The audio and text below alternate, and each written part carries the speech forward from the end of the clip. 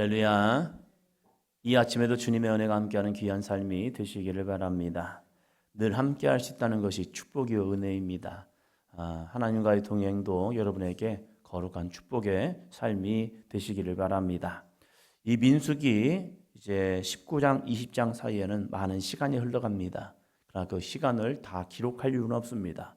성경은 역사의 기록이 아니라 하나님의 구원 역사를 향한 기록입니다. 그렇기 때문에 모든 것을 다 적을 이유는 없습니다. 하나님께서 어떻게 이스라엘 백성들을 구원하셨으며 그 구원의 여정 속에서 우리에게 무엇을 말씀하기를 원하시느냐, 이 부분을 찾아내면 됩니다. 그래서 성경은 이스라엘의 역사가 아닙니다. 물론 이스라엘 역사도 있어요. 그러나 더 중요한 것은 하나님의 구원 역사를 이스라엘을 통하여 보여주었고, 그것을 우리에게 주심을 통하여서 우리도 그 길을 감을 통하여 구원을 얻으라라고 말씀하고 있습니다. 또 오늘 말씀을 읽었던 22장에 보면 재밌는 사건이 나옵니다. 그러니까 좀 헷갈리는 것이지만 발락과 발람, 발락은 에돔의 왕이었고 발람은 선지자였죠.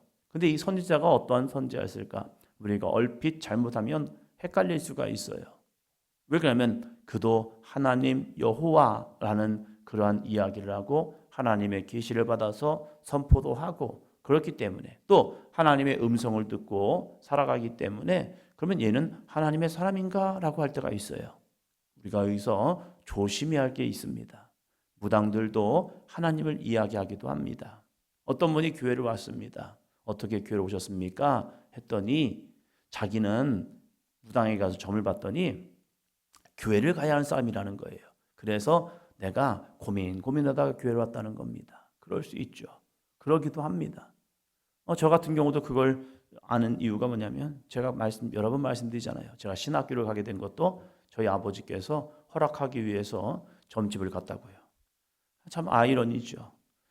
고민되시면 동네에 있는 목사님을 찾아가서 저희 아버지께서 우리 아들이 신학교를 가려고 하는데 가도 되는 거냐 이렇게 물어보시면 더 쉬우시련만, 그게 아니라 그것도 강경 읍내 어떻게 하셨는지 점집을 찾아가셔가지고 우리 아들이 신학교를 가려고 하는데 가도 되느냐. 그것도 아이러니죠. 왜 거기를 가셨을까? 그렇다고 저희 집안에 목사님이 없었느냐? 있었어요.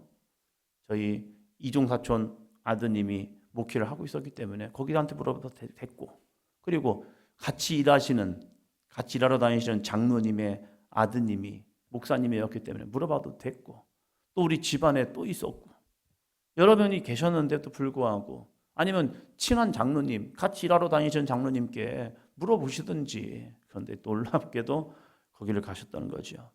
그러면서 그 얘기를 하시더라고요. 내가 너한테 할 얘기는 아닌데 하면서 이런 얘기를 하시더라고요. 그러면서 그러셨구나. 얼마나 답답하시면 그러셨을까. 얼마나 그 아들이 고민됐으면 그러셨을까라는 생각은 해요. 그런데 하나님께서 놀랍게도 그들의 입술을 열어서 하나님이 또 다른 길을 열고 계시다는 거예요. 발람은 하나님의 선지자가 아닙니다. 그럼에도 불구하고 하나님이 강권적으로 역사하여 이스라엘을 저주케 하시는 것이 아니라 그들을 오히려 축복하게 합니다. 그러면 이 발람 좋은 거 아니에요? 아닙니다. 발람은 유혹입니다. 미혹입니다. 그래서 여기를 우리가 경계선을 잘 지켜야 합니다. 우리가 어떠한 신앙적인 상담을 할 때에 조심해야 할 게 바로 이것이죠. 내 옆에 있는 발람들이 있습니다. 이 발람이 하나님을 이야기하고 때로는 하나님의 계시를 받아서 또 하나님의 뜻을 전하기도 합니다. 그러면 우리는 이 생각을 해요. 와, 영적으로 열렸구나. 맞아요. 영적으로 열린 거 맞습니다. 그러나 그는 하나님의 사람이 아니라는 거예요.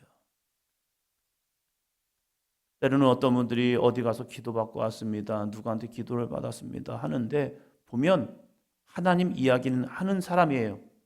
그러나 하나님의 사람이 아닌 경우가 있어요. 정말로 조심해야 해요. 그런데 사람들은 그 사람이 하나님을 이야기하고 하나님의 뜻을 전한다는 것 때문에 하나님의 사람인 줄 알아요. 그런데 잘 봐야 합니다. 진짜 하나님의 사람일까? 이단들도 이러한 영적 장난짓을 하고요. 때로는 자기가 하나님의 사람인 것처럼 살아가는 사람도 있어요. 선지자처럼. 거기서 조심해야 한다는 겁니다. 자, 22장 21절부터 봅니다. 22장 21절. 발람이 아침에 일어나서 자기 나귀의 안장을 지우고 모압 고관들과 함께 가니, 물론 하나님이 가지 말라겠지만 또다시 가게 합니다. 하나님이 마음을 바꾸셨죠.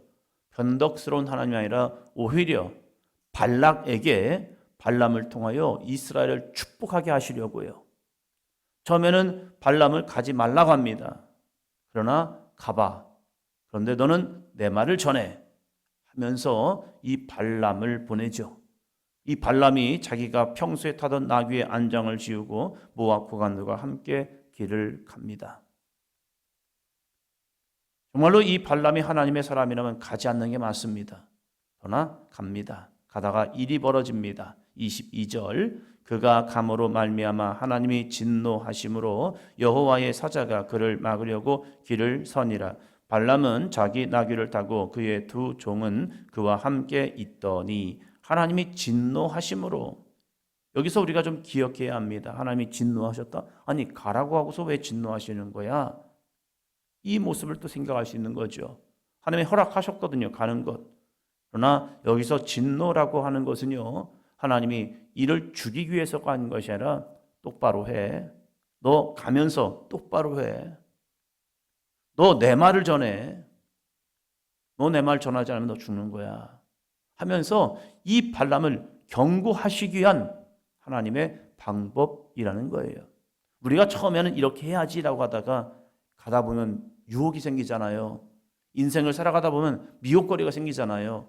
그래서 우리가 때로는 잘 처음에 마음을 갖고 쭉 길을 가다가 중간에 미혹과 유혹 때문에 흔들려서 마지막 종착점이 다른 곳으로 가는 경우가 있어요. 그래서 하나님은 이 하나님의 사자를 보내어서 하나님의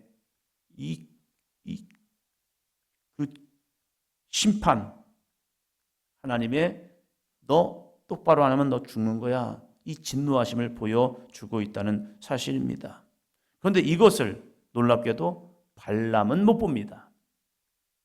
자기가 선지자라고 하면서, 자기가 하나님의 뜻을 전하겠다라고 하면서 발람은 이 하나님의 진노하심을 못 보고 여호와의 사자를 못 봅니다.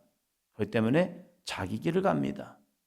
그러나 이 하나님의 사자를, 여호와의 사자를 보는 것이 있습니다. 23절입니다.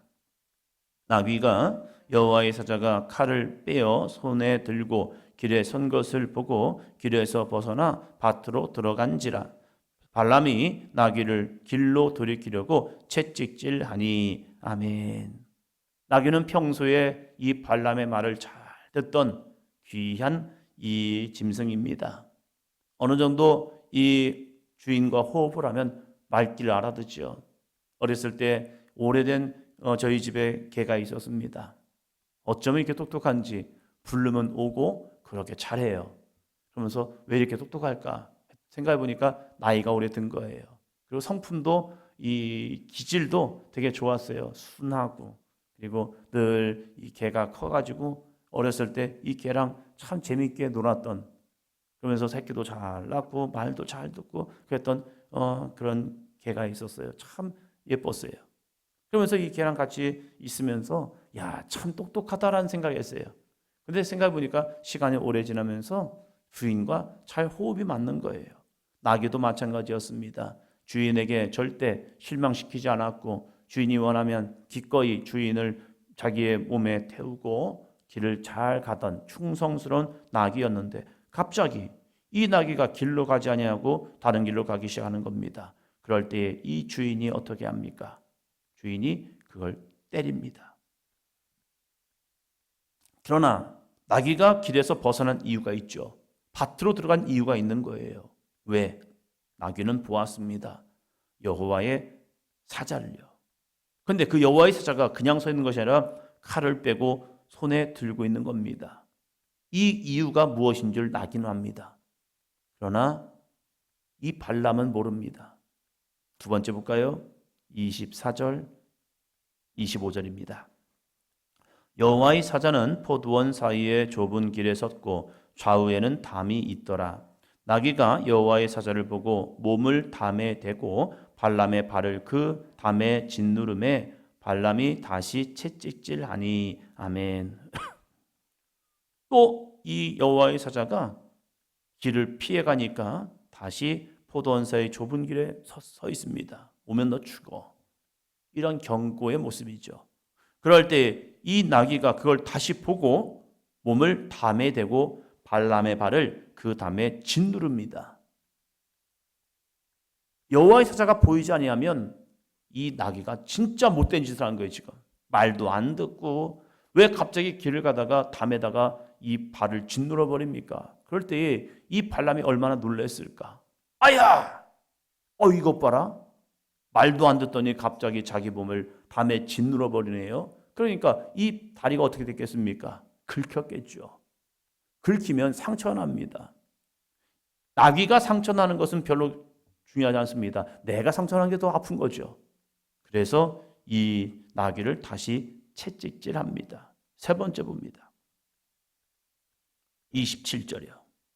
나귀가 여호와의 사자를 보고 발람 밑에 엎드리니 발람이 노하여 자기 지팡이로 나귀를 때리는지라. 세 번째, 나귀가 이 여호와의 사자를 다시 또 자기 길을 막는 겁니다. 서 있는 겁니다. 그랬더니 아예 엎드려 버렸습니다. 가지 않습니다. 더 갔다가는 안 되겠다 싶어가지고 멈춰서 버린 거죠. 그리고 완전히 엎드려 버린 겁니다. 주인이 볼 때는 무슨 생각합니까? 이게 미쳤나? 왜 이래? 오늘따라 너가 왜 이러는 거야? 그래서 기분이 나빠요. 내 길을 방해하는 것 같고 내 길을 막아서는 것 같고 나에게 해악을 끼쳤어요. 그러니까 너무 기분이 나빠서 이 또 나귀를 쳐버리는 거죠. 지팡이로 때리는 겁니다. 이게 왜 그래? 하면서. 그러다가 이 나귀의 입이 열렸습니다. 놀라운 사실이죠. 그러면서 나귀와 대화를 합니다. 대화를 해도 이게 통하지 않았습니다. 그리고 마지막 이러한 일이 벌어집니다. 31절이요. 그때에 여호와께서 발람의 눈을 밝히심에 여호와의 사자가 손에 칼을 빼들고 길에 선 것을 그가 보고 머리를 숙이고 엎드리니. 아멘. 여호와께서 발람의 눈을 밝히셨습니다. 이것을 뭐랍니까? 영안이 열렸다는 거죠. 영의 눈이 열린 겁니다. 그리고 보니까 못 보던 것이 보인 겁니다. 자기 앞에 여호와의 사자가 칼을 들고 서 있는 겁니다. 죽음의 사자가, 심판의 사자가 칼을 들고 서 있던 겁니다. 조금만 더 갔더라면, 조금만 더 나아갔더라면 자기는 죽은 겁니다. 그렇구나. 이 나귀가 나를 살리려고 했던 거구나를 깨닫게 돼요. 이 나귀는 자기에게 해악을 끼치는 나귀가 아니라 자기에게 생명의 은이었던 겁니다. 자기는 그것도 모르고 이 나귀를 3번이나 그렇게 채찍질하고 몽둥이로 때린 겁니다. 누가 못된 겁니까? 나귀가 못된 겁니까? 내가 못된 겁니까? 자신이 못된 거였죠. 때로는 우리의 인생 속에서 이러한 브레이크가 밟힐 때가 있습니다. 나는 더 가야 하는데, 나는 이걸 해야 하는데, 나는 이걸 이루어야 하는데 하나님이 브레이크를 밟습니다. 멈춰서 얼마나 답답하고 힘든데요. 가야 하는데 가지 못하게 하는 것 같습니다. 내 마음은 가고 싶어서 가슴이 콩당콩당 뛰는데 하나님은 멈춰라고 할 때가 있습니다. 그럼 뭐라고 말합니까? 하나님 왜 이러십니까? 저한테. 저 가야 합니다. 빨리 가야 합니다. 성질이 좀 급한 사람들은 더 그러죠, 더. 그래서 이 말 저 말을 막 합니다. 그럼 하나님이 우리에게 멈춰서라고 할 때가 있죠. 그때 이 하나님의 멈춰섬, 때로는 옆에 사람을 통하여서, 때로는 어떠한 문제를 통하여서, 어떤 때는 가정적인 문제를 통하여, 어떤 다른 사람을 통하여서, 때로는 내 건강의 문제로 멈춰서라고 할 때가 있어요. 이 멈춰섬이 은혜일까? 저주일까? 우리는 그런 생각들을 많이 합니다. 나는 멈춰서면 안 된다라고 생각하기 때문에 이거 큰 문제네, 큰 문제야 라고 하지만 하나님은 우리의 인생 속에서 잠깐 멈춰서 하면서 나를 되돌아보게 합니다. 그러면서 내 인생이 내 거였느냐? 아니에요. 처음부터 내 것이 아니었더라고요. 내가 붙잡고 있는 것이 내 거였을까? 아니에요. 처음부터 내 거 아니었어요. 없었어요. 그런데 이루다 보니까 어느 순간에 이것이 내 것처럼 여기는 경우가 있어요. 때로는 목사님들의 여정 속에 실패라는 걸 경험하면서 이거 내 거 아니었구나. 때로는 죽음의 위협을 지나오면서 내 인생이 내 거 아니었구나. 내 목회가 내 게 아니었구나 하면서 내려놓음의 시간을 갖게 되고, 어떤 분들은 사업을 하면서 직장생활을 하면서 때로는 퇴임을 하고 때 아니게 여러 가지 사업들이 어려워지면서 이거 내 거 아니었구나 하면서 인생에 어쩌면 나락으로 뚝 떨어지는 것 같지만 그 떨어짐이 오히려 하나님을 발견할 수 있는 은혜의 시간이 되고 있다는 사실입니다. 매일 반복되는 일상, 평범함의 연속이죠. 그러나 그 평범한 일상 속에서 때로는 하나님께서 우리에게 때로 새로운 길, 가던 길은 너무 평안한데 이 길 말고 다른 길로 가봐 라고 할 때 두려워요, 힘들어요, 어려워요. 지금까지 쌓아놓은 모습 속에서 이것을 내려놓고 또 다른 곳을 향하여 나간다? 그 정말 어려운 일입니다. 그런데 하나님은 가게 하실 때가 있다는 거예요. 왜? 하나님의 주권을 우리 속에 인정하기 위해서입니다. 그럴 때 우리는 내가 보여준 걸 통하여서 이 나귀를 칠 것이냐, 아니면 내가 못 보는 영역이 있기 때문에 그것을 인정하고 그 순리 속에 하나님의 인도하심 속에 반응하고 멈춰설 거냐? 이게 참 애매하단 말이에요. 왜? 안 보이기 때문에 그래요. 이 발람이 자신의 나귀를, 충성스러운 자신의 나귀를 때린 것은, 채찍질한 것은 내가 못 보기 때문에 그래요. 우리는 깨달아야 합니다. 내가 못 보는 영역과 내가 볼 수 있는 영역이 있다는 사실이에요. 그 영역 속에서 때로는 하나님이 또 다른 길을 가게 하고 여기서 멈춰서야 할 때 우리는 그 하나님의 주권을 인정하면서 우리는 이 고백을 해보아야 합니다. 주님, 여기서 어떤 은혜가 있습니까? 문제 앞에서 하나님, 나 죽고 싶어요. 나 죽겠어요. 하나님, 이거 다 끝난 것 같아요 하면서 절대 절망을 바라보는 것이 아니라 하나님이 이 과정을 통하여서 여기서 어떤 은혜를 주시려고 하는 것일까? 이 절망스러운 절벽 앞에서 더 이상 나아가면 우리 죽는데, 내가 한 발짝만 더 뛰면 나 죽는데, 저 먼 이 낭떠러지로 떨어지는데, 근데 여기에서 하나님이 부활하기로 하실까? 그것이 이스라엘 백성들에게 홍해였잖아요. 모세는 말하잖아요. 백성들아, 두려워하지 말라. 염려하지 마라. 오늘 여기서 너희를 위하여 행하신 여호와의 구원을 보라. 하나님의 구원이 있을 거야. 어떤 길인데? 모세도 모릅니다. 몰라요. 근데 알 수 있는 길이 있습니다. 뭡니까? 때를 기다리는 거죠. 묵묵히 하나님을 신뢰하며 때를 기다리는 것. 오늘도 우리 가운데 발람과 같은 길이 주어질 겁니다. 이 주어지는 길 속에서 괜히 나귀만 때리고 채찍질하는 것이 아니라 하나님, 내 눈을 열어주세요. 이 문제 앞에서 나의 영을 열어주셔서 이걸 통하여 하나님은 무엇 하시기를 원하실까? 그저 나는 주님의 거룩한 도구로 쓰임받기를 원합니다. 때로는 아픔의 자리에서, 때로는 실패의 자리에서, 때로는 멈춰섬의 자리에서, 때로는 이 절망스러운 자리에서 그래요, 여호와께서 행하시는 구원을 오늘 보기를 원합니다. 이것이 진짜 믿음의 사람이에요. 이 정도까지 했으면 발람 같으면 가지 말아야죠. 가서 뭐 보겠다고 갑니까? 그래, 가봐. 한때 갑니다. 가지 말아야죠. 우리의 삶 속에서 때로는 내 인생의 목적이 쭉 가다가 하나님이 돌이키신다면 그냥 그 돌이킴 속에서 그냥 순응하고 헛걸음하지 않고 그냥 주님 알았습니다 하고 주님이 원하시는 믿음의 길로 우리의 발걸음을 한 발짝 한 발짝 아니 가서 꼭 확인하고 돌아오는 것보다 그냥 돌아가는 것도 괜찮을 것 같아요. 자기는 성격이 그래서 꼭 확인해 보고 와야 해요. 뭘 확인해 보고 옵니까? 봐서 아니다 싶으면 그냥 돌아서는 것도 은혜이죠. 꼭 맛을 봐야 합니까? 됐어요. 알았어요, 하나님. 하고 돌이켜 주님이 원하시는 믿음의 길로 가는 것도 은혜일 겁니다.